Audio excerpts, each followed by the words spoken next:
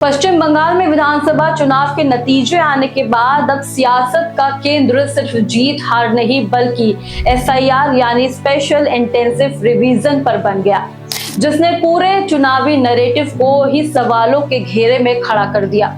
दरअसल एसआईआर के तहत चुनाव आयोग ने मतदान से ठीक पहले लाखों वोटरों के नाम सूची से हटा दिए थे और अब जब नतीजे सामने आए हैं तो कई सीटों पर चौंकाने वाला पैटर्न देखने को मिल रहा है। करीब 25 ऐसी विधानसभा सीटें हैं जहां जीत का जो अंतर है उन वोटरों की संख्या से बहुत कम है जिन्हें अयोग्य घोषित कर दिया गया था। यानी सीधा सीधा सवाल उठ रहा है कि अगर ये वोटर सूची में बने रहते और वोट डालते तो क्या नतीजे अलग हो सकते थे।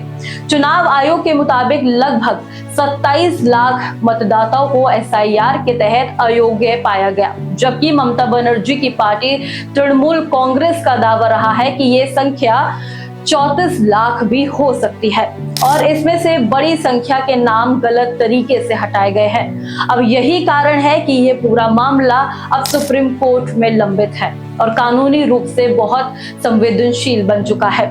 अगर हम सीटों के स्तर पर देखें तो तस्वीर अभी भी दिलचस्प हो जाती है। भवानीपुर सीट जो ममता बनर्जी का गढ़ मानी जाती है, यहाँ शुभेंदु अधिकारी ने लगभग 15,000 वोटों से जीत हासिल की, लेकिन एसआईआर के तहत यहाँ करीब 28,000 वोटरों के नाम हटा दिए थे और हजारों नाम अभी भी विवाद में है। चंपनदानी में जीत का अंतर महज 3,000 के आसपास रहा, जबकि 7,600 से ज्यादा वोटर्स अयोग्य घोषित हुए थे। करंदीगी, जंगीरपुर, मंतेश्वर और अहमदाबाद जैसे सीटों पर भी यही ट्रेंड देखने को मिल रहा है, जहां अयोग्य वोटरों की संख्या जीत के अंतर से काफी ज्यादा रही है। अब कुछ मामलों में ये अंतर कई गुना तक पहुंच गया, जैसे मुर्शिदाबाद के जंगीरपुर में 36,000 से ज्यादा वोट हटे थे, जबकि जीत का अंतर सिर्फ 10,000 के आसपास रहा। अब इसी बीच शमशेरगंज और मानिकचक जैसी सीटों पर स्थिति और भी ज्यादा चौंकाने वाली रही। शमशेरगंज में 75,000 वोटरों को अयोग्य घोषित किया था, जबकि जीत का आंकड़ा वहां सिर्फ 7,500 के आसपास रहा और मानिकचक में 55,000 वोट हटाए गए थे, जबकि वहां 19,000 वोटों से जीत हासिल की गई।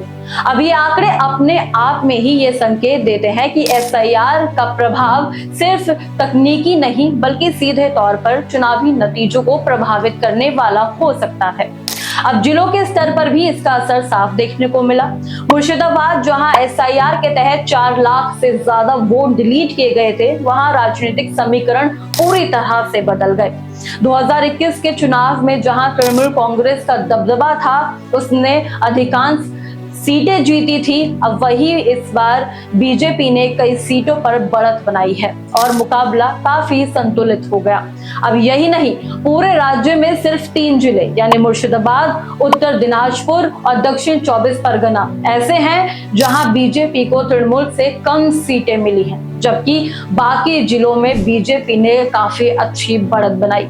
अब इसमें ये बहस और भी ज्यादा तेज हो जाती है कि क्या वोटरों के नाम हटाने की प्रक्रिया ने इन परिणामों को प्रभावित किया। अब इस पूरे मामले की सबसे अहम पहलू सुप्रीम कोर्ट की टिप्पणी है। 23 अप्रैल को सुनवाई के दौरान जस्टिस जेबी पारडीवाला ने एक महत्वपूर्ण सवाल उठाया था। अगर किसी सीट पर जीत का अंतर बहुत कम हो, मान लीजिए 2%, और उसने कहीं ज्यादा जैसे 15% वोट वहां से डिलीट या फिर वंचित रह गए हो, तो उस स्थिति को नजरअंदाज कैसे किया जा सकता है।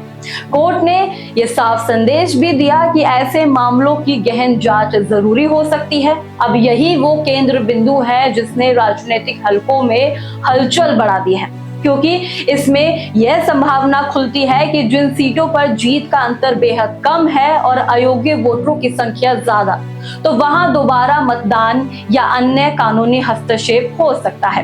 कुल मिलाकर बात करें तो बंगाल चुनाव के नतीजे आने के बाद से ही सियासत थमी नहीं है, बल्कि एक नए चरण में प्रवेश कर चुकी है, जहां असली लड़ाई अदालत में लड़ी जाएगी।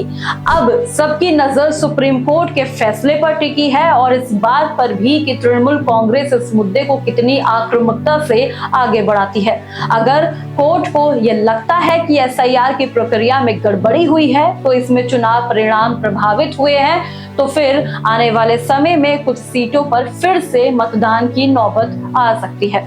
यानी साफ है कि बंगाल की राजनीतिक कहानी अभी खत्म नहीं हुई है, बल्कि असली ड्रामा तो शायद अभी शुरू हुआ है।